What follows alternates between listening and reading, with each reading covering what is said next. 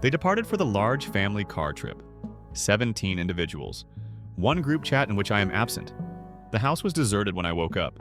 Mom told me we thought you were in the van with your cousins when I called. I remained silent. My sister unintentionally sent me a screenshot intended for her friend 2 hours later. He isn't actually present. Whoa, our strategy worked. I simply responded, "Happy Christmas." I then subtly canceled the $12 $500 reservation. Step 2 then followed. 8:03 a.m. I missed 101 calls. "Emergency," one said. "Not being included must feel good. Last Christmas, my uncle said something that made me half laugh and half think, following my offer to cover the cost of the family meal. When people forget you, it's easier. I mistook it for a joke." I also laughed. I now know, however, that it wasn't. On December 23rd of this year, I woke up to a quiet home. No knocking, no messages, no smells of breakfast. The silence was so dense that it resembled insulation. Aside from 2 pine needles by the door and a loose charging cable, the living room was immaculate. My unopened suitcase from the previous work trip was still in the hallway. My wallet is unharmed, and my toothbrush is dry. Perhaps they were running late, or perhaps I was just dreaming. As if she hadn't heard it before, I picked up the phone and called my mother. "Hey, where's everyone?" I asked. A pause occurred, the kind that has a damn backwater odor. "We assumed you were in the van with your cousins," she said. I remained silent. As simple as that. For cars, 17 people. One enormous family vacation. And nobody had observed my absence. Not a single phone call, no check-in. She claimed that not a single seat was spared. I swear I believed Zach had also told me you were in the car. There might have been a mix-up. One more quiet. I hung up after that. I didn't shout. I didn't inquire about my absence from the group chat. Why did I not participate in the planning process? Why I'd contribute to the cost? In the mountains? Airbnb, indeed. I spent $12 $500 on my credit card, but it wasn't included. My phone came on 2 hours later. My sister Emma sent me a screenshot. It was obviously intended for someone else, most likely Caitlin, her friend. Under her red text, there was a pin message about the itinerary and 17 names from the group chat. He isn't actually present. Our plan worked, I swear. I simply gazed at it. I took a while to write back. I didn't give her a call. After taking a seat at the kitchen table, I quietly clicked cancel after opening my laptop and logging into my Airbnb account. The reimbursement was processed in a matter of seconds. Within 3 to 5 business days, the funds would be transferred back to my card. I then replied with one message. "Happy Christmas." There is no punctuation, not a single emoji. "Don't be angry, only a Q." They would recall. After half an hour, my phone began to buzz. 70 missed calls after 42. Then there was a message that simply stated, "Emergency." It was time for step 2, so I switched off my phone. Dad was the first caller I took. He sounded as if he had already begun to scream. "What did you do? You called off the entire house." "No," I said coolly. I canceled my reservation. Since it was on my card, it just so happened to be the entire reservation. "Do you believe this to be a joke?" He snarled. In the snow, 17. "People are standing outside a cabin. You believe me to be a joke?" After saying that, I hung up. An hour later, I switched my phone back on. The panic was orchestrated by that point. I missed calls from Aunt Mary, my cousin Leo, and my mother. Am I again? Even Zach, her boyfriend, who had reportedly joined the family before I did, was able to receive an invitation to the group. I didn't answer. For the first time in years, I wasn't rushing to fix what they broke, so I just watched. For 3 years in a row, they didn't expect me to share my backstory. Every vacation rental was paid for by me. Later, we'll send you our portion. Never arrived. I'm the recipient of every cousin's birthday present. Whenever Mimi's vehicle broke down, you know who she called? I was the default, not because I was her brother. Mom used to say that you are the one who is in charge. We rely on you because of this. No, it was me who was silent. They assumed I wouldn't fight back because of this. They treated me like an endless credit card. By Christmas Eve, they realized they were desperate and fake an apology. Mom sent a text. "We didn't intend to leave you out. With Zach's visa and Emma's children, there was simply a lot going on. Let's not ruin Christmas, please." I didn't respond. Emma shared a photo from a roadside eatery close to the mountains on Instagram. A caption, "Untidy hair and black coffee." Family is always forgiving, even if you don't always agree. I chuckled.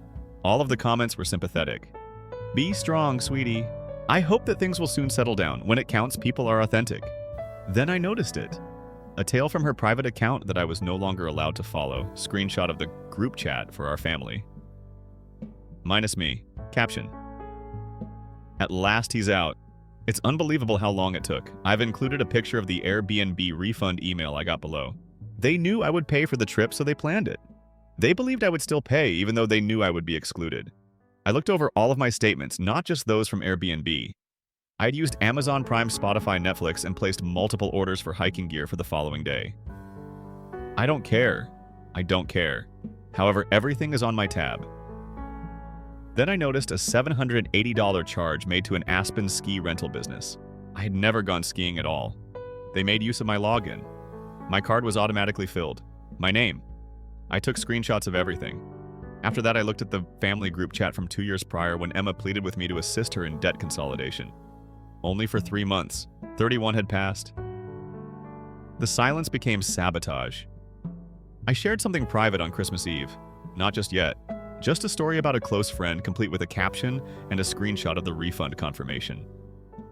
I wasn't as invisible as they believed, it turns out. I received messages from people I hadn't spoken to in years by the following morning. Leo's cousin. I didn't realize you weren't invited, dude. It's messed up. They said you couldn't make it at Marianne, so that's the only reason I came. All this was paid for by you. I assumed your parents took care of the house. I am astonished. However, Zach and his boyfriend, the tag-along prince, provided the true gem. At first, he texted me with anxiety. He then wrote, I had no idea about any of this, dude. I assumed you were simply staying for work. You offered to cover the Airbnb, Emma said. She went on to say that you were fragile and that you no longer enjoyed being around people. Weak, when I told my dad last year that I was burned out from work, he used the same word. In real life, fragile boys don't last. Zach's revelation shattered everything. That night, Zach called in a trembling voice. He filled me in on everything. Since October, Emma had been organizing the ideal family vacation. Not mine, but hers. She referred to it as her Christmas makeover. A new family structure and a new vibe. No drama, so I guess that meant no me. She promised Zach that she would take care of Airbnb.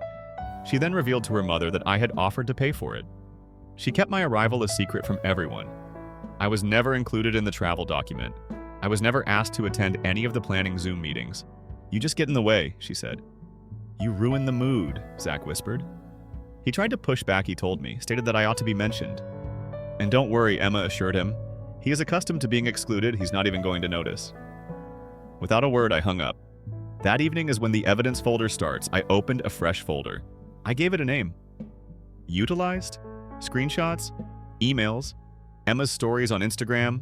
The invoices from Amazon? Airbnb charges? I was told in old messages that I was a member of the family. But somehow the last to find out. The first to pay. Then I opened a new tab titled $12,500 Airbnb Chargeback Plus Fraud and began my next step. They thought I was gone, that I'd sulk in silence like I always did, that I'd retreat to my little apartment with my half-finished puzzles and unspoken grudges and let them celebrate without interruption. They were wrong because while they were hiking through snow trails and smiling for photos and coordinated flannels, I was already 10 steps ahead and I knew where they were. Hell, because Emma, brilliant strategist that she is, had forgotten that my Spotify account was still logged into her phone. She'd been using my premium for months, no ads, unlimited skips. But more importantly, it showed me her GPS pin. I watched her move across the map in real time. The cabin, the store, the trails. And then the Christmas dinner reservation. 7 p.m., Mountain Hearth Lodge. Aspen room. I booked a table. Same lodge 1 hour earlier. I packed my laptop. The folder marked used a printed stack of every transaction from my card and my phone with the screenshots queued up. I threw on a suit I hadn't worn since my last job interview and drove up the mountain in silence. Just me, the engine, and the fury. 7 p.m., the Aspen room. They were already seated when I arrived for tables pushed together, 17 people. The real family. My seat, of course, was empty. I watched from across the room for a moment. Mom was smiling nervously. Dad was pouring wine like a senator. Emma was scrolling through her phone, probably checking how many likes her blessed Christmas post had racked up. Zach looked miserable. Then I walked over dead quiet. Forks froze midair. I started someone. I think it was Aunt Julia muttered. Oh no. Hey everyone, I said cheerfully. I heard we were doing Christmas dinner. No one spoke then. Emma, this is not your reservation. I grinned. Actually, it is. You're sitting under my name, the one that paid for the lodge package. Check the receipt. Dad stood up. You're making a scene. No, I said I'm making a point. I pulled out my laptop, opened the folder, and turned the screen toward the table. Let's take a look. I said the moment it all fell apart. First, the Airbnb invoice. My name, my card. 12 autumn, $500. Then the refund confirmation. Time stamped. Then the text from Emma. He isn't actually present. OMG. Our plan worked. Emma tried to speak. I held up my hand. Then we have the Amazon orders, hiking gear, ski boots, Emma's new parka, all on my Prime. Next, Netflix, Spotify, Uber, all me. I turned to my parents. Here's your grocery delivery receipts, the ones you said came from your pension. That's funny. This card says otherwise. Then I pulled out the final sheet, a single printed screenshot. It was Emma's private story. At last he's out. It's unbelievable how long it took. Dead silence. Mom looked like she'd swallowed glass. I thought Dad might break a tooth because of how tightly he clenched his jaw. Zach. Zach said, yeah, I'm done. Getting to his feet and clearing his throat gradually. Emma pivoted. What are you serious? He extended a hand. This was the exception to my attempt to be lenient. This is inhumane. You lied to us all and took advantage of him. For what purpose? An opportunity to take pictures. She stumbled. You're not understanding. He snapped, I understand enough. I'm not going to spend any more time in that cabin. It's impossible, you people. The disintegration of the family. Something was whispered to Mom by Aunt Marianne. Uncle Leo uttered those words. Man, I had no idea you were footing the bill. I assumed you simply didn't want to attend. At last, Dad blew up. We didn't invite you for precisely this reason. You're a victim all the time, constantly trying to instill guilt in others. I moved in closer. No, I replied. I pretend to be someone who is sick of having to pay for the right to be disregarded. The portable speaker was the last item I took out. I pressed the play button. The room echoed with Emma's voice. Do not be concerned. He is accustomed to being excluded. It was her clearest glass, but he won't even notice. Zach received a voice memo from a month ago, saved in the chat automatically. Leap forward, Emma. Switch it off. I increased it. Mom got to her feet. Let's talk about this, please. No, I replied. It's time to stop talking. Next, I took out one card, simple serif font business card size. It said, the person you left behind paid for this dinner. Goodbye. I closed my laptop, put it in the middle of the table, and stepped out from behind. I heard a chair clatter and scrape a plate, a muttering voice. Outside is Jesus Christ. It was just beginning to snow. My story was already reverberating through the city by the time I returned. After the dinner, Zach drove straight home and posted a brief but impactful message. Sometimes you discover too late that those closest to you can plan acts of cruelty as if it were a vacation. He did not give a name. He was not required to. People quickly made the connection. I went public. I posted a threat early the following morning. No dramatic caption. Only this. They departed for the large family vacation. 17 people, 4 cars, and 1 group chat without me. The house I paid for was empty when I woke up. I received a message intended for someone else 2 hours later. He isn't actually present. My plan worked, and I was able to cancel the $12.500 reservation. I then hit play on the truth beneath the voice memo, the messages, the lodge receipt, the screenshots of transactions, and my last dinner table photo. As I left, 17 people froze in silence. The number of likes, retweets, comments, and direct messages skyrocketed. People told their own tales. The parents who used guilt to manipulate, and the sibling who was always taking. The family members who only knew your name when it came time to pay the rent. You didn't just cancel Christmas, someone wrote. You took it back. The following evening, Mom sent me a message. Please take that post down. Calls are coming in. We feel ashamed. It was not intended for this to be made public. Your father then tells you that you have gone too far. He is considering consulting a lawyer. Next, Emma is still crying uncontrollably. I didn't answer. I'm a message to just one line the following day. Everything was ruined by you. At last I said, no, Emma. I made it public. A Christmas of a new kind. I posted a video on the 26th of December. Only me. Just one chair. Calm voice, white background.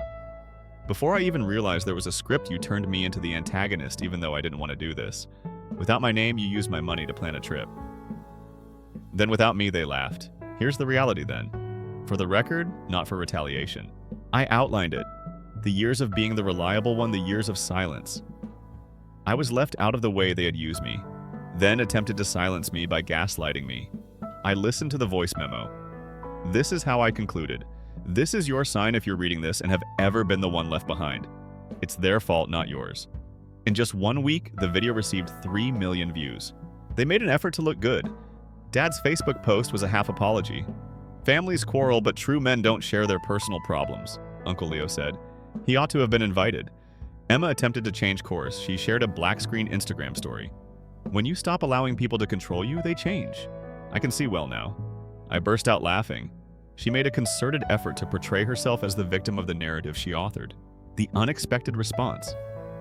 Then an odd thing occurred. 3 younger cousins of mine, the silent ones, the ones I missed, messaged me individually. They all said something similar. We appreciate you expressing what we were unable to. I recognize myself in your video, one person even remarked. I believed I was insane.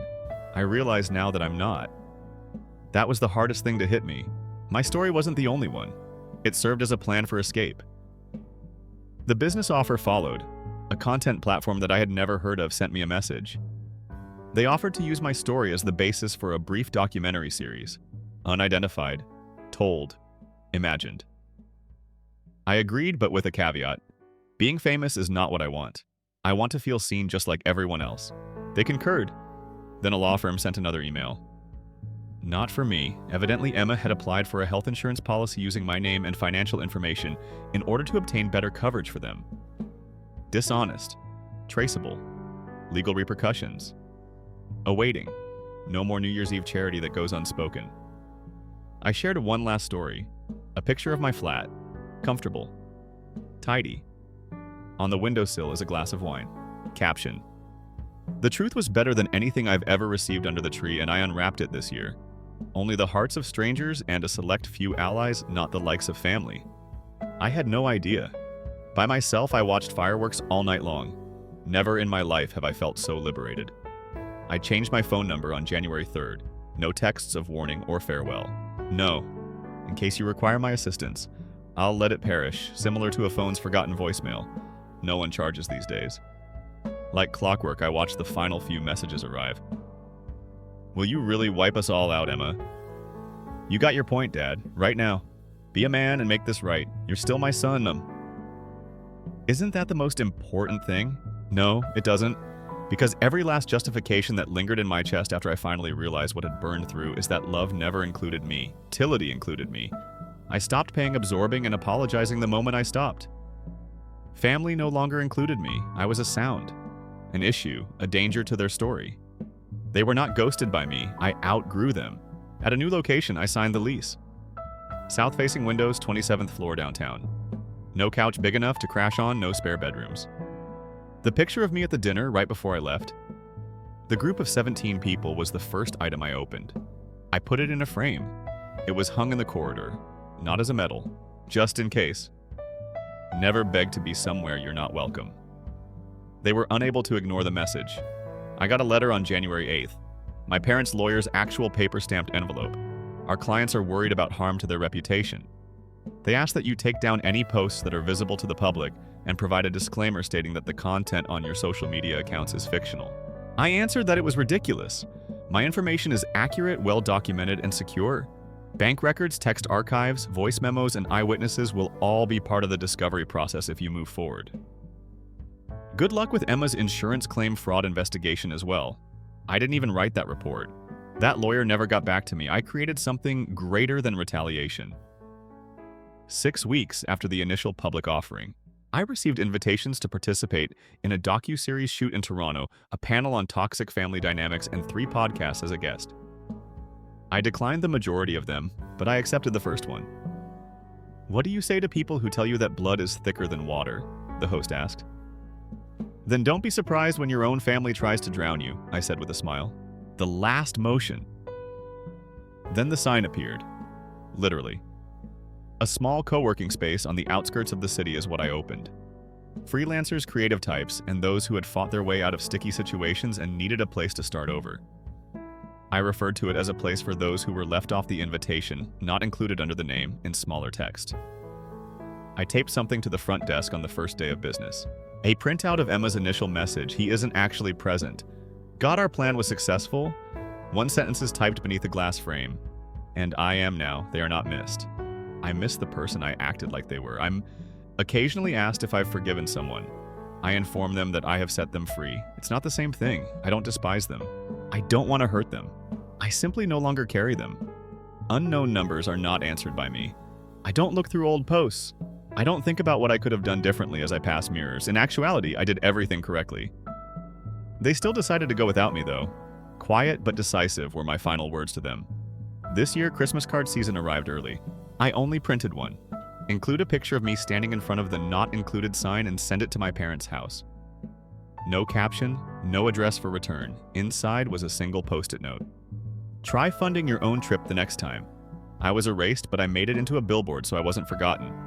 They now have the opportunity to drive by it every day. However, they are not allowed inside. No longer. Story 2. After paying $700 for a private rooftop, I arrived at my own promotion dinner to discover that the event had been moved to a sticky note. Ethan's first day plus is being celebrated. Next, I looked at Facebook. Mom shared, "Some victories are truly significant." I simply grinned. At 1:26 a.m., I went home and mailed them a lockbox. On FaceTime, my sister was yelling while holding the box and asking if anyone else had noticed. I arrived at my own promotion dinner, which was wired 2 weeks in advance and included a private rooftop custom menu heat lamps and a view of the ski line. The cost was $700. It was meant to be easy. Just one evening in which I allowed myself to feel proud. Not ostentatious, simply acknowledged. I was 10 minutes ahead of schedule. Except for the faint hum of ambient jazz coming through the ceiling, the lift ride up was quiet. I emerged onto a rooftop that was strung with white linens and gentle lights. Iced champagne. I was instantly recognized by the staff. "Mr. Black." Once again, congratulations. I thanked them, grinned, and turned to look around. I looked at my watch. Perhaps I was ahead of schedule. They might have been late. Then I noticed it. On the main welcome sign, where my name was printed in silver foil, there was a bright yellow sticky note. Only 5 Sharpie scribbled words. The event was rescheduled. Celebrating the first day of Ethan's life. Additionally, just a redirect with no apology or explanation. As if the entire evening had been a scheduling mishap. I remained motionless. I simply stood there, allowing my sleeves to be bitten by the chilly air. Hesitantly, the manager came forward. "Respected sir, your mum requested that the event be rescheduled. It has to do with a family update." His tone faltered. He appeared just as uneasy as I did. Still, I thanked him. "Be calm. Far away." Next, I looked at Facebook, and there it was. An image of my sister's son, Ethan, clutching a piece of paper with a gold star on it. Mom wrote, "Some wins actually matter," in the caption. That was the time. No fury, no spectacle, simply be silent. I approached the table where the champagne was placed, left after taking one flute. I didn't elaborate, didn't pose inquiries. I just got home. Nobody made a call. After returning to my flat, I filled the wash basin with the champagne. When I dropped the bottle in the recycling bin, it made a hollow clink. I mailed the box to them after that. Tiny black lock. No explanation, no instructions. I just sent it along with a note. I figured this could be useful at 1:26 a.m. My phone came to life. FaceTime. My sister was the one. She was yelling, not upset. I'm afraid. She had a red face, untidy hair, utilizing both hands to hold the box. "Did anyone else witness this?" she shouted. I didn't respond, simply gazed at her. At that point, the silence wasn't a pause, so the call was ended. It served as defense. I had trouble falling asleep. Not because I was upset, it's not even the FaceTime, but because I saw it at last. Everything. The trend. Long after the call was over, I remained seated in my office chair. The package is still being tracked as delivered. I let the reel play out while I gazed at the ceiling. The dinner wasn't the point. Not at all. Years ago it began. Perhaps when I first got home from college and learnt that my belongings would be moved into the garage to create room for Ethan's playroom. No boxes, no warning. It's just a cardboard pile of memories next to the lawnmower. Or it might have been that Christmas, the one following my advancement within the company. I had just struck. Mate, I got presents for everyone. Actual ones. Thoughtful ones. My father unlocked the watch that I had personalized with his initials. I thought, it must be nice to have money for nonsense, after taking a look at it. They chuckled. They were always giggling. My mother asked if I could assist with the mortgage that same evening, only for a couple of months. For 4 years I made payments. Thank you, but no. Not a word. Then there was the occasion when the family phone plan was altered. Claimed it was too costly. My service dropped in the middle of the call, so I found out. They continued to use Ethan's tablet. Mine cut without warning. They didn't say it aloud. They were not required to. They never failed to convey their message. You're helpful, not significant. Each flashback was like a lightning strike. I was not invited to Dad's retirement party, but I did pay for the prawns. I rented a storage unit for their excess inventory. Suddenly, I was responsible for that. I had never heard of the time they booked a trip using my American Express until I noticed the ticket charges. First rate. Not one that has my name on it. Then came my sister's golden child, Ethan. Have you got a new bike? Dinner for a celebration. Played a part in a school play. Received an A+, a complete takeover of my event on the rooftop. When their car broke down, I bought them a new one. They wanted to know if I could also pay for the insurance. Milestones were never the focus. It had to do with getting my money, keeping quiet, and using my systems. They didn't simply ignore me. I was the foundation of their lives. And I allowed that fact to sink in for the first time. Similar to a bitter pill that simply becomes clear and ceases to be bitter. The sun was never me. I served as the automatic deposit, the backbone, and the infrastructure. They were now in a panic. I mailed them, but I left the box behind not because they hurt me. It wasn't deserted. There was a printed packet inside. Dozens of pages, emails approving the use of my cards, bank statements, invoices, transfer histories, and subscriptions. Everything they relied upon and everything I represented to them was arranged, labeled, and numbered. The last page, a message in bold black letters. This system is permanently unavailable. My sister went into a tailspin because of that. Not remorse, not regret. Clarity. Silence they thought would conceal everything. Until I revealed the system. However, I had shut off the tap. They also knew they had nothing left to steal in my absence. Silently. It was more than a meal. They didn't want to hear the wake-up call. Now, however, they were unable to see it now. My wake-up time was 5:03 a.m. It was dark on my phone. No FaceTime, no messages. Only that call's echo. I took a seat on my bed's edge. Not out of fear, but with a racing heart. It was freedom. Chilly. Accurate. I put on my work clothes and got to work. 5:07 a.m. I went to the joint bank account and logged in. I selected Freeze debit card. They have not yet received any alerts or confirmation messages. Like a switch it was. They continued to believe the account was real. Simply had no idea how broken it was. 5:12 a.m. I transferred last month's mortgage contribution back to my own savings labeled repayment. I saved the screenshot, locked file, 5:17 a.m. I emailed their insurance provider. Please cancel policy number effective immediately. Notify me when done. I attached proof of my ownership and payment history. As quiet but firm as a gavel. 5:24 a.m. I revoked permissions to automatic payments utilities, phone plan, Netflix, Amazon Prime. One by one, I unsubscribed accounts. Password changes, card removals, no emails, no notices, just gone. 5:31 a.m. I called my mortgage broker. The call dropped halfway. No matter, I sent a follow-up email payment on behalf of Smith family. Discontinued. Please send all future bills to me at this address. Thank you. The automated reply felt like the click of a lock. 5:45 a.m. I opened my lawyer's app, selected a standard non-disclosure and cease and desist template, changed names, attached the boxes PDF for chain of custody sent. No aggression, just legal gravity. 5:52 a.m. I went in my work email, typed a message for HR. I will be disabling my company card that family had been using. Please forward any charges made after June 27th to me personally. Scheduled to descend at 8 a.m., 6:10 a.m. I opened our family group chat. I hit leave group. No goodbye, no emojis, just exit. 6:15 a.m. I deleted all autofill information for shared addresses and credit cards on Google. Still sober, still silent, but every reference to them was being scrubbed. 6:23 a.m.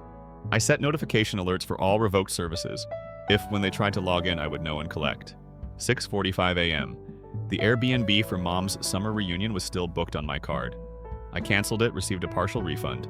I printed the refund email, another page in the packet. 7 a.m. I filed a ticket with the phone carrier. Dispute unauthorized use of my line. Terminate service as of June 27th. Provide billing history. No mention of who they are. Let them connect the dots. 7:15 a.m. lunch break. Just coffee and a granola bar, and I use the time to sync all PDF evidence of every change. Bank lawyer mortgage policies I organized by date marked with tags frozen. 5:07 a.m. card revoked. 5:17 a.m. diary. It became a weapon of clarity. 8 a.m. HR email said family card disabled for charges. This was the first ripple beyond me. I braced for response. 8:15 a.m. I called mom to cancel the dentist appointment she had made on my card dispute invoice. She is not me, an almost smile moment. I also canceled it. She sent the text at 8:30 a.m. The family card is missing. You no longer have it. I sent a simple message. I didn't hold out. 9 a.m. The bank card confirmed this to me. Disabled frozen card. 9:15 a.m. Confirmed cancellation of insurance. 9:30 a.m. When the group chat was canceled, the Netflix account was disabled, but it is still silent. Every confirmation felt like a brick coming loose from the house they had constructed on my back. The packet was finished by 10 in the morning. I printed everything, placed it in a clean binder. Timelines, screenshots, letters, emails. A final cover page was added by me. Revocation of the system. All claims have been canceled. I haven't yet given it to them. With the public stage afternoon, that would happen later. I could sense the subtle tension, but I worked as usual at my desk. They wouldn't find me, but they would realize it was scramble. It was my silence. I sent a calendar invite to his mother, father, sister, and even Ethan via his mother's account by 4:30 p.m. Dependencies within the family system are reviewed. 7 p.m., 5 p.m. on Friday. No link to the video, no actual place. An electronic Gantt chart. They answered. What's this, Mom, Dad? Shall we go? Are you serious, sister? Everyone is welcome. Everyone is informed. 5 p.m., search the group notifications. 6 p.m., sister sent a FaceTime request. Refused. I replied, before we talk, please go over the packet. 6:30 p.m., one more call, one more text, more inbox. Spam. Still no word, still methodical. At 7 p.m., hit. The invitation flew open. Only folder access and the shared drive packet.pdf are provided. There is no link. At the same time, they both opened the P. With a sigh, each of them moved their world behind their pupils. I did not apologize. I left no opportunity for persuasion, only this. Here is a breakdown of all the phone lines, deposits, subscriptions, and service payment accounts you used after June 11th, 2025. Now everything has been reassigned, canceled, or frozen. You have lost your authorization. Get in touch with me if you want access back. The silent streak in the group chat. Notifications buzzed on my phone. Mom looked at the packet. Dad looked. Sister took 2 looks. At 7:05 p.m., the quietness ended. We must talk, Mom. Dad, this is absurd. This is crazy. This cannot be done simply. Even though they bombarded the chat, I didn't respond. I observed. I was not required to be correct. All I had to do was not be used. And I grinned while they typed. Since freedom doesn't make noise, it's calculating, icy, and unchangeable. I have also finished being infrastructure. Like evidence in a trial, I sat in my den with a dim lamp above my binder. My phone kept buzzing. I shook hands firmly today, unlike Tuesday. The quiet was more powerful. 7:10 p.m. The first group chat was mum. This is treachery. Families are not like businesses. I read it. Indifferent, but not flaming. 7:12 p.m., sister FaceTimed once more. One more try. It buzzed on my phone, a call from a sister. I gazed without a response. The caller hung up. Then a barrage of text messages. Respond to me. Mom is going crazy. Tell me you'll return it, please. I waited.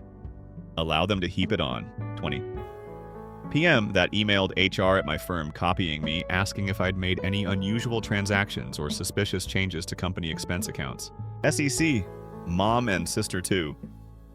I didn't answer. 7:25 p.m. The group chat exploded. Dad, are you doing this because you hate us, sister? I can't believe you would do this. Think about Mom, your father. But I stayed silent. 7:30 p.m. A Ping law firm email. My lawyer wrote, we have received defamation threats from Mrs. Smith requesting retraction and handover of sensitive family financials. Please advise if you wish to proceed with motion to dismiss. He forwarded it to me. I red-filed it mentally as expected. 7:35 p.m. A second FaceTime dad. He looked disheveled, angry, hurt. "Son, please talk to me." His voice caught. I let it go to voicemail. 7:40 p.m. Sister texts. "We're going to the media next, then we'll tell them how ungrateful you are. Then you're a monster." 7:45 p.m. A file zip through my HR email screenshots from Family Messenger. Mom texting a cousin. "He is erratic. We need to sound the alarm. No proof, just slander." 7:50 p.m. Another lawyer. Ping! This time sister's husband blasting me with threat of elder exploitation. My lawyer archived it. I archived it, 2 part of evidence. 7:55 p.m. The binder sat closed in the lamp's cone. It was just paper, but to them it was fight. I finally opened the group chat. All tight, no edits. "Mom, you don't understand desperation."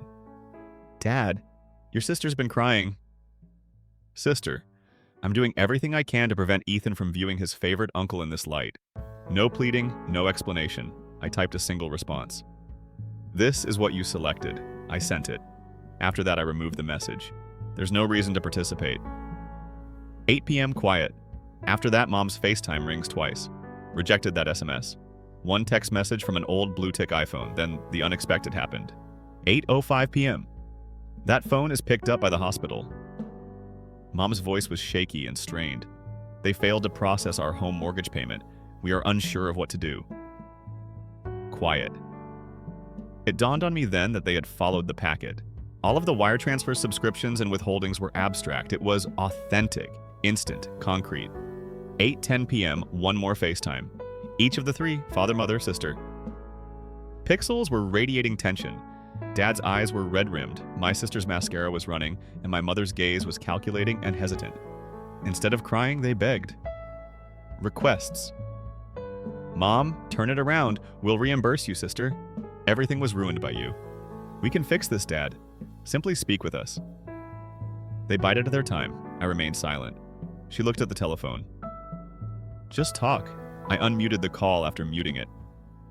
"Turn up the volume." Nothing. After that tap at 8:15 p.m., the group chat blew up once more. "Mom?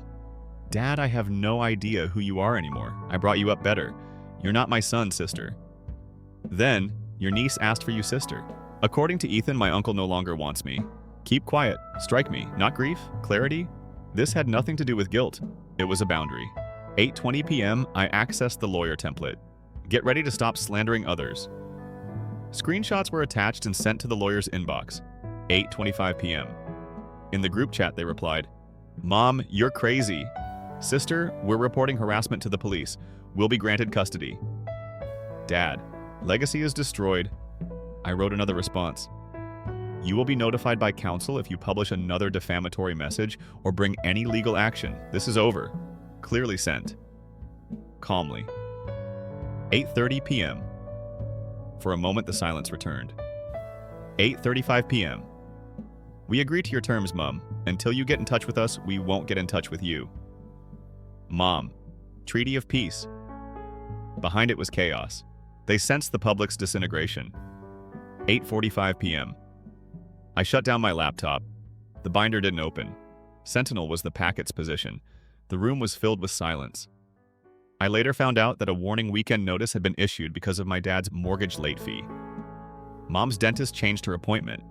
Citing stress, sister took down Ethan's request for my video. They regained control over spending, but on their own terms, and I'm all right now. The fight began with a box which made me smile. There was a wall at the end. They made an effort to exert control. They have limits. They attempted to minimize me. I responded with boundaries. They anticipated quiet. I'm still standing because I provided resolution. For shame, they desired silence. I told them the truth instead. It started with a post on LinkedIn. Just a picture of that night's rooftop. String lights are still glowing. The table is set and the chairs are empty. For a promotional dinner, a custom rooftop space worth $800 has been reserved. No one arrived. A last-minute change was made to the event. Why Dad Ethan received an A+. My mom shared a few wins that are truly significant. This is my family's perception of me. Just receipts with no names or tags. It had more than 9,000 reactions by dawn. Strangers' remarks. Tales of treachery. Those who are aware of the pattern. Who was the occupant? I received a message at noon from a recruiter from a Fortune 500 company. We spent some time following your work. Will you be free next week after that brave post? I didn't respond right away. I wasn't finished yet. I then opened the folder containing my documents. Every wire transfer to my parents and every bank statement. The vehicle I purchased. I paid for the wedding. I had dental insurance. Every item is listed. I uploaded a second picture and one page with the binder's redacted details that was still readable. $1, 825.34 months for a mortgage. I paid for it. Monthly insurance premium $212. July 1st has been canceled. 4% of the rooftop dinner was refunded after no shows.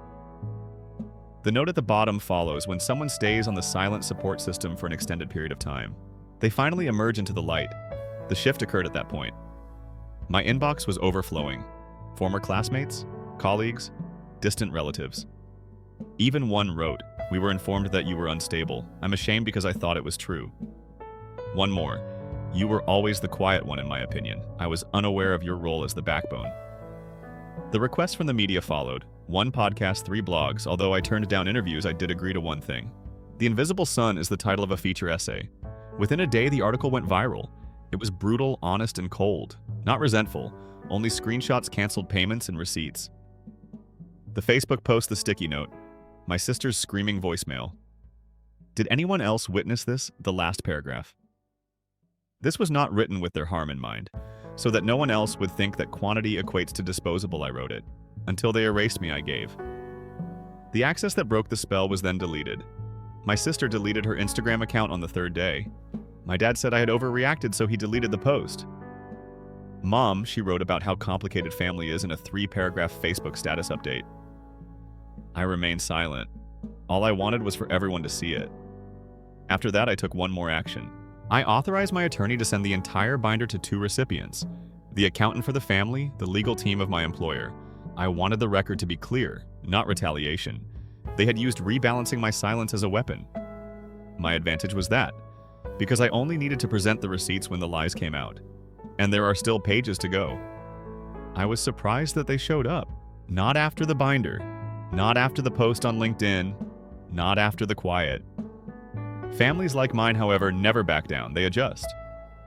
The wedding took place in the late afternoon of a Sunday. My dad used the same rhythm when we were kids. I pulled the door open. All 3 of them were there. A Tupperware dish is held by Mom as if we were still playing normally. In the jacket is Dad. Last Christmas I purchased them. Despite the clouds, my sister wore sunglasses. I remained silent. Simply moved aside. I didn't invite them in though. We were standing in the corridor. I had never felt more or less at home. Mom was the first. She spoke softly. Practiced. We had a lengthy conversation. Things weren't handled well by us. I remained silent. The Tupperware was hers. Chicken, your favorite, still warm. I refused to accept it. Dad went after it, not as smooth, more fragile. This family is amazing. It always has. However, we created something. It's worth repairing. I remained silent. Sister.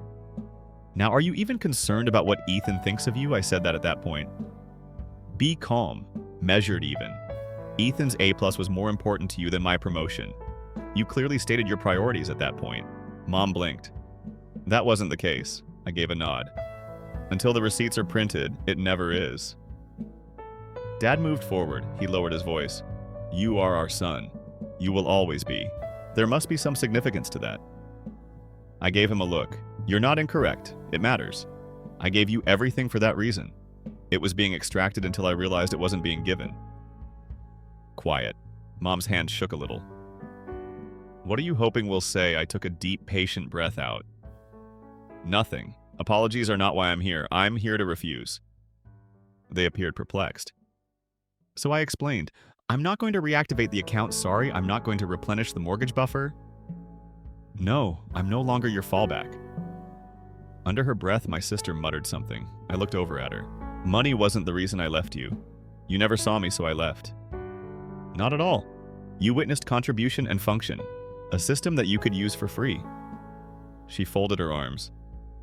You always believed that you were superior to us. It nearly made me laugh. I believed that I was a part of you? When you gave my seat to someone with a foreign discount coupon, I simply stopped believing it. It was a hit. Dad made one final attempt. We had no intention of hurting you. I gave him a direct look. However you did, and you continued to do it. I'm finished now. Mom's voice broke. Now what? You simply leave? I gave a nod. Indeed, silently. My piece, my name, and all of my passwords have been updated. Stunned as if the door had already closed, they stood there. I took a step back without yelling, swearing, or crying. One last sentence. There was more than one dinner at stake. It had to do with years of alienation. And I decided to leave today. I then closed the door. Click. Not a slam, just a conclusion. Story 3, Thanksgiving has been postponed. Nobody is coming. That evening, my mother texted me. Unintentionally, I was tagged in a family photo. Turkey. Champagne. Above the table, a flag. Only family. I read it twice. My brother inquired in the morning. Is the family trip still being paid for? Naturally, I answered. At 8 a.m., I put a halt to all payments, flights, and access. When my parents knocked on the door, they said, "Please let us in." I grinned and said, "Thanksgiving is canceled." As I carefully opened it, nobody is coming. Mom sent me an SMS. No justification, no follow-up. All it took was 3 seconds to declare that years of custom were no longer relevant. I took some time to reflect on the message, the hotel I had reserved, the rental vehicle, and the pie I had purchased from that pricey bakery they frequent. I shrugged after that. Perhaps it was canceled after all. However, I received a notice that evening. I had unintentionally been tagged. In a picture from my cousin's account, I suppose. "Grateful for real family" was the caption. The picture below showed a table with champagne gold dishes, a flag over the table, and a table for 12 turkeys. Only family. I read it twice. The tags did not include my name. I wasn't seated at the table. Without me, though, they were undoubtedly laughing, eating, and celebrating at my parents' house. I didn't text or call. I simply stared at the picture as if it were an unfinished joke. My brother was still paying for the family vacation when my phone broke at 7:42 the next morning. No salutations. No embarrassment, that's all. After a minute of staring at his message, I wrote a single word. Of course. After that, I opened my laptop, put a halt to the flight reservations, terminated the Airbnb, suspended the vacation insurance, and denied them access to the family account, something I completely control and they still don't get. They were at my house around 8 a.m. with my dad knocking on the door as if it were an emergency. Behind him, my mother was yelling my name, like it would still have meaning if she shouted it loud enough. I grinned as I carefully opened it. The door was not slammed by me. I didn't shout. I simply stood and listened to them speak. They had no intention of lying. Well, without you, we hoped it would be less stressful. The last minute was involved. Really, you make it strange every time. In the hopes that anything might stick, they flung those sentences like confetti. My mother referred to it as a miscommunication. My father claimed that I was acting emotional once more. With his arms folded behind them, my brother remained silent as he was never required to. He never opposed it. It intensified the quiet. After letting everyone else cut, he intervenes to reap the rewards. This is what they were unaware of, though. It was not the first instance. I had never seen it so clearly before. The one with the picture wasn't a coincidence that evening. In a quilt that has been choking me for years, it was simply another square. I began to rewatch each sequence. I made an effort to ignore the birthday, until I reminded them they forgot. That year, my brother acquired an automobile, the moment I settled their taxes. My mother also informed her bridge group. At last, he's doing something worthwhile. My aunt scoffed when I paid for the entire anniversary celebration. Keep the assistants from sitting in the front. I was not invited to the wedding. To discover the house, I co-signed. I developed the business software. I used the streaming accounts to cover my educational expenses. I provided coverage until they stand up anyhow. They failed to notice me. They saw a resource. I never had a brother or sister. I was a service, a leg-bearing bank account, and they always took when I gave. They often made jokes about how frail I was and how fortunate I should feel when I remained silent. They even opened the door for me. "We can always rely on you," my mother used to say. That meant she trusted me, I used to think. I know better now. Since I had never said no, they thought I wouldn't. Not at all. Not when I was left out. Not when I was made fun of. Not when they substituted more practical family members' discounts or favors for me. However, that banner. Only family. The knife was that. As it lacked subtlety. It wasn't hidden in implied meaning. It was obvious. Straightforward and deliberate. A line had been drawn. And I believed them for once. I didn't argue, therefore. Didn't compose a dramatic speech. Like an old film reel, I simply watched the pattern play out in my mind. One scenario after another, second by second. And the same message was hidden behind each recollection. You are not visible to us, only what you provide. I decided that I would no longer give. I was finally able to distinguish between being exploited and assisting, not because I was upset. And I grinned as their alerts came in like static while I sat in my living room watching the morning. I wasn't attempting to mend things for the first time, not because I was okay. With my screen shining, I sat at my desk. Hours ago, the coffee became cold. My heart beat steadily and deliberately. After gazing at the spreadsheet for days, I finally opened it. A schedule of regular payments. Permissions were never mentioned. Privileges were never acknowledged by them. They took over insurance plans, cloud backups, streaming services, domain names, and memberships for rental cars. Bound to me. Password 2 for the login. Take a look at my qualifications. They thought things like the tools I kept in a garage were typical. They didn't bother. Supper.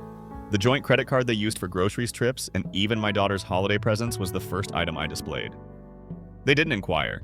They paused the autopay confirmation screen by clicking the first button. Completed. Their authorized traveler status was suspended when they registered a second airline account. No rights as a backpacker. No impromptu family dinner. No justification. The third loyalty program for hotels. Suspended accounts in the name of the mother. Although I had accumulated points for her, the account is currently deactivated owing to many rules violations. Unapproved use. Fourth, Netflix and Apple TV are streaming services. Spotify. I deleted shared profiles. They weren't erased by me, I just rendered them invisible. Not in use. It was turned off by the ghost of Access Fifth sending email from my domain to theirs. Not many confirmations were sent to us. Sixth, a new password was entered via the family account's parental controls. The account was not disabled by me. If they wanted in, I took them out completely. They would have to inquire. It was all silent, chilly, surgical. I called people. Good morning. This is the account holder for John Reynolds. All authorized users on the account should have their accounts revoked. Indeed. All of the card numbers that finish in 23, 45, 67, 89, and 1123. With instant effect. Thank you. 3 minutes were spent on the call. No second guessing, no apology. Click. The automated system would respond, access has been revoked per cardholder request, if they inquired. I repeated the action repeatedly. My spreadsheet had red canceled lines of code by noon. Suspended, retracted. Logs for access codes are locked out. VPN access has been terminated. My help button had been accessible around the clock, offline now. I terminated their auto insurance coverage under my policy. The policy was not canceled by me, I simply took their names off. The co-owner status has been removed. They should call me if they attempted to submit a claim and I would hit decline. I canceled my subscription to their tax service. They ran their own company. Another person could be employed? I inquired with the accountant. I'm cutting off financial assistance. They will receive a back bill for the final fee.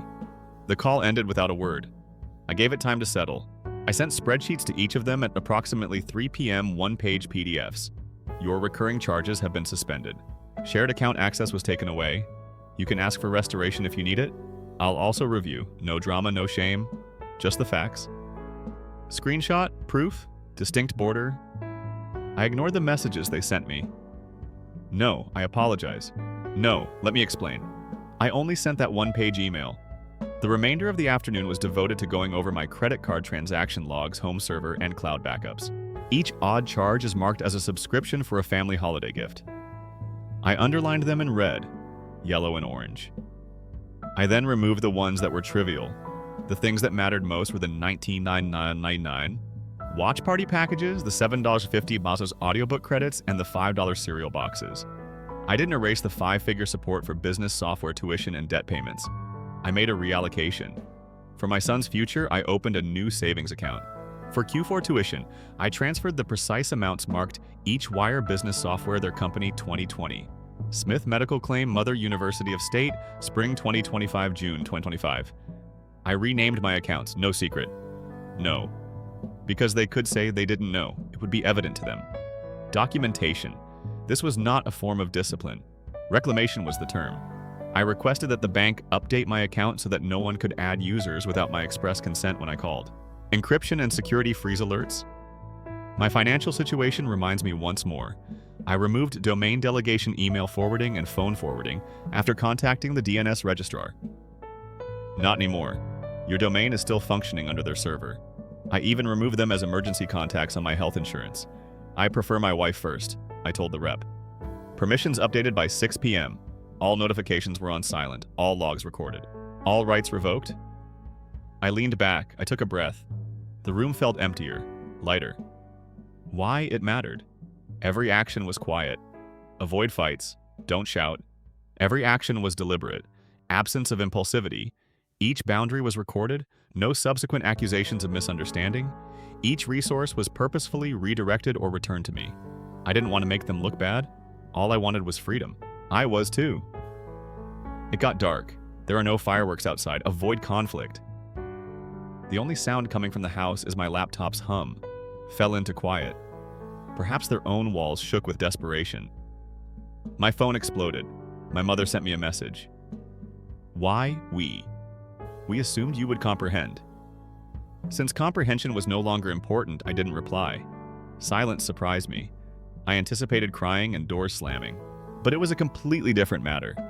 It was the text that arrived first by midnight. My brother's torrent. This is not possible. Let's visit the bank. The mother is experiencing a panic attack. Don't ignore us. After that, my dad's emails were sent to all of my siblings, aunts, and cousins. John is going overboard. This is how he's always been. Son, perhaps you have your head in the wrong place. The final one. My own father publicly criticizing me. Around 2 in the morning, I stopped noticing the names. The calls started. Not from them. From my girlfriend's mother, my aunt, and my cousin. Short went into a panic. He fell into a spiral of darkness. Have you noticed his actions? He is erratic. By morning, I allowed voicemail to accumulate dust. I was misrepresented by their version. That's correct. It was just a pattern. Every relative who had ever profited from my generosity but chose to stay anonymous when I was no longer needed sent one email thread after another. He has erratic emotions. He is punishing us without cause. Is it possible to have a family mediator? They remained silent for 8 years before making a proposal. However, I thought, sure, bring the mediator, and spread my hands. Calm was not what they had anticipated in the afternoon. My brother arrived without warning. By the front gate he stood. This is immature. Step outside. Speak. I peered out the window at him. He appeared diminutive. Masks weren't working. I pulled the door open. He rushed in without shouting. Calmly he began. Mom is tense. The others, including Dad, are perplexed. He stopped and inhaled. I beg you, tell us what happened, please. I was prepared, but he sounded desperate. I stood tall for the first time. I didn't yell or weep. However, every word was heavy. You didn't remember me until I paid. I gradually disappeared from sight. Transactions took its place. I paused. You went into a panic. He attempted to penetrate vague defenses. I raised my hand. Let me be done. I took the PDF out, printed out, placed it on the table with the call logs and receipts. Screenshots. The facts are as follows. Every single number. Every invoice. Take a look. He bent over, stopped staring. I saw defenses come down. He swallowed them one by one. However, we were unaware. Then it was whispered. Now I'm angry. At us. At me, I gave a nod. After that, it's functioning. I stopped. You always urged me to be reasonable and to think. I was, therefore. I didn't cause any damage. I took it back. I didn't make things worse. All I did was draw a border. You know where I am if you want to cross back over. He turned and walked away. Then there was a backlash, a message for the group. We'll collect proof, a lawyer will be present, the court will receive our petition. My name was plastered on gossip and threats. However, I sat motionless. I reopened the PDF. Go over my numbers and my words again. I allowed them to be angry, concurrently. My mother texted me. I apologize. Dad didn't tell me. For my adult niece, this is really upsetting. Uncle, you are loved. I didn't answer. Not just yet. I didn't have to reassure them. I had to be noticed. But that night, the shockwave persisted. My attorney gave me a call. They are threatening to sue for financial damages, emotional harm, and betrayal of confidence. I didn't recoil. Excellent. I claim to have all the paperwork, including all of the notifications and canceled payments. He hesitated. It is airtight. I grinned. They were in full-blown hysteria now. Words of sympathy were whispered about my name. Whoever asked, I was either a hero or a villain. Paris was split. Tests of alliances. In the family group, they attempted to play a final public post. A picture appeared. The caption for a picture I took as a kid. Do you recall this joyful boy? He must return. The comments came pouring in.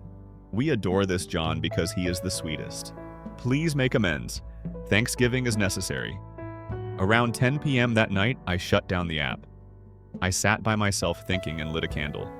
The pattern snapped as I saw the sound of boundaries landing was a silent relief to me. I could feel my own heartbeat. Calmer and stronger. I didn't despise them. Simply turn. Concentrate on yourself. I had no desire for vengeance. I desired lucidity. They weren't broken when I went to bed. Their own narratives were being reconstructed. It was unclear. We were unaware that we were misinterpreting it. However, that was no longer relevant, since I wasn't holding out. They had their paths. Court of mediators, gossip group, charitable campaign. I was at peace. On their side, they screamed hysterically. I stopped guarding theirs and quietly documented mine. And I sleep without masking the silence of others for the first time in a long time. The truth becomes indisputable at this point. To all of us, not just myself, no anger, no retaliation. All that breaks their story and resets everything is evidentiary clarity. The post was scheduled for 9 a.m., a branded neutral webpage. No emotional appeal, no accusatory tone. Only a timeline. Details include a yearly payment schedule and screenshots of requests from parents. Cover my tuition, pay the tax bill, reserve a hotel, and create the Thanksgiving banner. I removed access, and they responded with unredacted excerpts from their group chat. We don't comprehend, he must return. At 9, I just called it Family Ledger. That's right. In a matter of minutes, I hit publish. My site managed the surge in views, comments, and notifications. My Canon shot was this.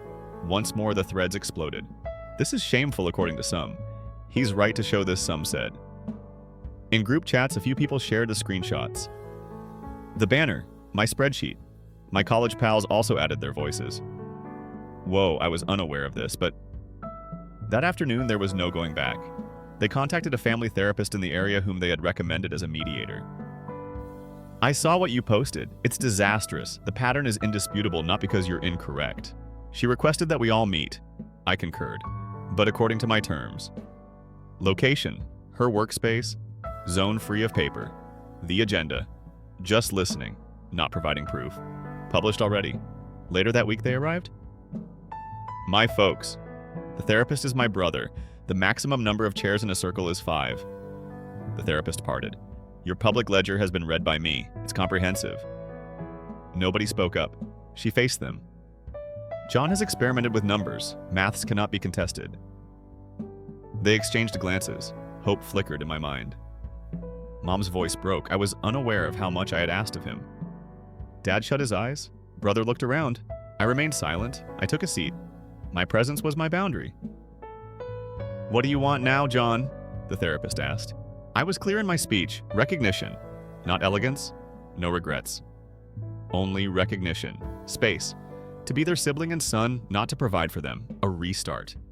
Therefore, the next request is presumed. But inquired. I spoke in a calm, exact tone. Not a drama. She faced them. Are you able to hear him quiet? Mom dabbed at the tears. Dad gave a slow nod. Brother let out a breath. We made a mistake. Lightning wasn't involved. It was a shift. They posed inquiries. What was the sensation of this? What about us was invisible? Will you ever pardon us? I responded to each. I had the impression that I was following them, not next to it. Did you spot a wallet, no human? Yes, but trust must be restored. They didn't fall apart. They were not angry. They just started to hear. The following day, invitation to dinner. At the table are my parents. Only turkey wine. No access, no banner. Revocations. But give me a seat. In its place is the banner. Greetings from home, son. Was there magic involved? No. Was everything resolved? No. It accomplished something more significant. It was evident. Bridges can cross boundaries. Because it used the truth rather than insults, the public exposure was successful. Instead of conflict, it made room for honesty. It made them think instead of defend. It called for peacemaking. not consent. I sat at the table at Thanksgiving a week later. Not automatically paced, no account suspensions without warning, just decisions. Instead of making demands, they passed dishes. I was thanked by my brother. I could see it on my parents' faces when they gave me hugs without saying, "Thank you." Balance changes as a result, not by shouting, not in a dramatic way. Clearly, published documentation. The truth, they weren't broken by me, they had to confront what they had long avoided, and I entered to create an environment where I was genuinely seen, not to make amends for the past. Everything changes at this quiet yet seismic moment, but nothing really changes. Just finality, no drama. The hero declares his own truth. At precisely 7:03 p.m., a month later, I got a text. Can we use simple words to communicate? No subject, no background, no teasing. There is no pressure. I noticed the number, Mom's. Still warm from our most recent evening together, I gazed at the fireplace. I considered my own heartbeat. Steady, not nervous. I returned the type. Yes, where and when. She came alone to my front porch an hour later. No entourage, no sir. Don't cry. Only her sure but fragile. I pulled the door open. She got up. A fund exists. Yes, I moved out of the way, suggested sitting on my stoop. The sky was getting darker. Humming cicadas. A calm evening. She took a seat. We didn't talk. There was silence for 10 long beats before she finally whispered. What I wanted was not this. I gave a nod. She bit her lip and glanced at her hand, saying, I know. You were missed. I'm confused. Next, take a seat. I said quietly, or leave. I'm present. Tears came. She understood that she needed to prove herself again for her seat, not because she was sorry, no shortcuts. She extended her hand. Remove the obstacle. We were quiet for a while. Then she said something. You're still standing. I know that. It was not a victory moment. It was acknowledgement. I remained resolute. Don't hurry. Don't give hugs. No. I pardon you. Simply being there. Simply set a boundary. She stood up. I will see you in the future. She inquired. I stopped. I will inform you. That was it. She gave a nod and left. Weeks went by. Occasional texts and quick greetings. No auto-pacing, no banners, no seats were assumed. Until she called one night. Dinner with the family. Wednesday. I thought it was just us, I answered. I'll be present. It was a completely different feeling to enter that room. No storm, no heat. Just measured tranquilly. We took a seat. I took my plate out. Dishes were passed. They didn't express gratitude. They had a better statement. Boundaries do not close doors, which is why you are here. They respectfully reopen them. That last pause was a moment of reflection. I refused to accept them. Yes, I replied. My value, my boundaries, my territory. They lost the person they used to be. They have a new person. Someone more powerful. Someone clearer. A person who had lost their invisibility. They had a son, not a supplier. A person, not a pocketbook. Not a fixer, but a brother. Last words. I examined their faces. Be calm. Actual present. I assumed this had nothing to do with rescue. It's about coming back. And I regained not only my seat, but also my identity by deciding to arrive on my own terms. Because the quietest power isn't always the loudest. No, the freedom to say yes once more comes next.